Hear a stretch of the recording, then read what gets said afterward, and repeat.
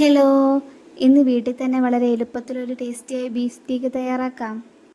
ആദ്യം ബീഫ് നന്നായി കഴുകി വൃത്തിയാക്കി വെക്കുക. ഫോർക്ക് കൊണ്ട് ബീഫ് ഒന്ന് കുത്തി കൊടുക്കുക. അതിലേക്ക് ആവശ്യത്തിന് മസാലകൾ പിടിക്കാൻ വേണ്ടിയിട്ടാണ് അങ്ങനെ ചെയ്യുന്നത്. അതിലേക്ക് ആവശ്യത്തിന് ഉപ്പും കുരുമുളകും ഇട്ട് നന്നായിട്ട് പുരട്ടുക. അപ്പുറം ഇപ്പുറം നന്നായിട്ട് പുരട്ടണം. അങ്ങനെ പുരട്ടി കുറച്ച് നേരം റെസ്റ്റ് ചെയ്യാൻ വെക്കുക.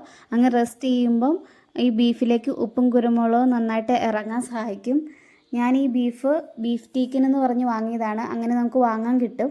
ഇനി ഒരു പാൻ എടുത്ത് അതിലേക്ക് ഒലിവ് ഓയിൽ ആവശ്യത്തിന് ഒഴിക്കുക.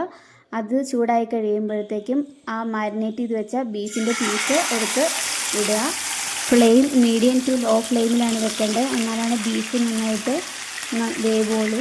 ഇതിൻ്റെ കഷ്ണം നന്നായിട്ട് വേവാൻ വേണ്ടിയിട്ട് തിരിച്ച് മറിച്ചിട്ട് നന്നായിട്ട് വേവിക്കുക.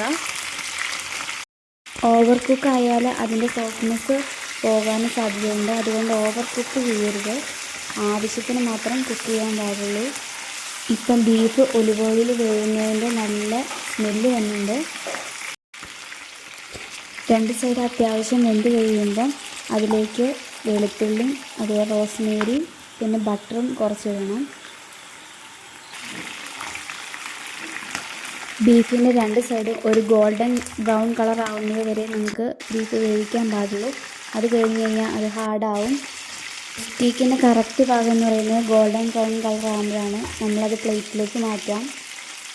ബീഫ് സ്റ്റീക്ക് പ്ലേറ്റിലേക്ക് മാറ്റിയ ശേഷം അതിൻ്റെ മുകളിലേക്ക് ഒലിവ് ഓയിലും റോസ്മേരിയും വെളുത്തുള്ളിയും ബട്ടറും കൂടെ ഉള്ള ആ ബീഫ് വേവിക്കാൻ വെച്ച ആ ഓയിൽ അതിൻ്റെ മുകളിലേക്ക് ഒഴിക്കണം. ആ മിക്സ് ഫുള്ളായിട്ട് ഒഴിക്കരുത്. അത് വെച്ചാണ് നമ്മൾ ഇതിന് സോസ് ഉണ്ടാക്കുന്നത്. അത് കുറച്ച് മാത്രമേ ഒഴിക്കാവുള്ളൂ. ബീഫ് വേവിച്ച പാനിൽ തന്നെ നമുക്ക് സോസ് ഉണ്ടാക്കാം. ആ പാനിലേക്ക് കുറച്ച് വെളുത്തുള്ളി ഇടുക. അതൊന്ന് വരട്ടി എടുക്കുക. അത് കഴിഞ്ഞിട്ട് 2 ടേബിൾ സ്പൂൺ മൈദ അതിടുക. മൈദ ഇട്ട് നന്നായിട്ട് ഇളക്കുക. ലോ ഫ്ലെയിമിലിട്ട് വേണം മൈദ ഇളക്കാൻ, അല്ലെങ്കിൽ അത് കരിഞ്ഞു പോകും. അത് നന്നായി കട്ട കെട്ടാതെ ഇളക്കുക. അതിലേക്ക് കുറച്ച് വെള്ളം ഒഴിക്കുക. വെള്ളം ഒഴിച്ച് അത്യാവശ്യം മൈദ വേവുന്നത് വരെ ഇളക്കി കൊടുക്കുക. അത് കഴിഞ്ഞിട്ട് അതിലേക്ക് കുറച്ച് പാലൊഴിക്കുക.